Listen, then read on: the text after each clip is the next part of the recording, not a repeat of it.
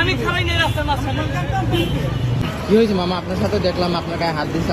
আমি ওই জায়গায় মনে হয় আমি দাঁড়াইও নাই, আমি আসতেছি আইসা প্রায় 100 গজ আইসা বলছি। আপনি যেরকম আমার ডাক দিচ্ছেন, আমি বললাম কই যাবেন, সে বললো মেডিকেল যাবো। যতটুকু ভাড়া বলছে আমি বলছি 50 টাকা, সে বলছে 30 টাকা, আর খারাই নেই। টান দিয়েছি, এসে আইসা আমার মিটারটা ছিঁড়ে গেল। আমার গাড়ির মধ্যে বাইরে শুরু করলো। আমি বললাম তো আমি কি অপরাধ করছি না? আমি এই জায়গায় দাঁড়াইছি, আপনি কই আর আমি কই? আপনার সাথে হাতাহাতি হইলো দেখলাম। ওই যে আমার গলা টিভি ধরলো, মানে ইদা এলো, গায়ে হাত দিছে। গায়ে হাত দিল। আমি তো বললামই ভালো যে আমি অপরাধ করতাম, সে আমার মারুক, সে জায়গায় অপরাধ করি নাই, কিন্তু কেউ তো প্রতিবাদ করলো না। এটা আপনার গায়ে কি হাত দিতে পারে? না, এই তো পারে না। এটা এই দুনিয়ার গাড়ি খারাপ থাকে, যানজট তো আমরা করি না, আমার কোনো সময় এই জায়গায় দাঁড়াই না।